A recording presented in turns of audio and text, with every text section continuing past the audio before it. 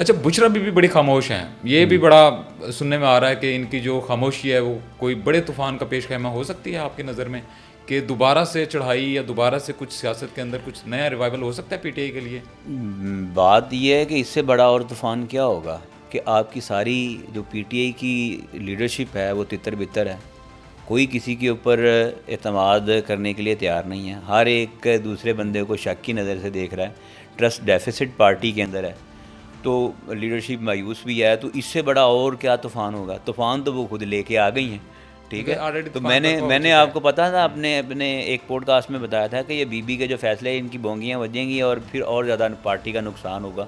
وہ تو ہو چکا ہے نا, ٹھیک ہے. جب آپ کی لیڈرشپ متحد نہیں ہوگی اور لیڈرشپ کے اندر ٹرسٹ ڈیفیسٹ ہوگا ایک دوسرے, آپ کا کارکن بھی مایوس ہو جائے گا. اب اس دھرنے کی وجہ سے کارکن شدید مایوس ہے.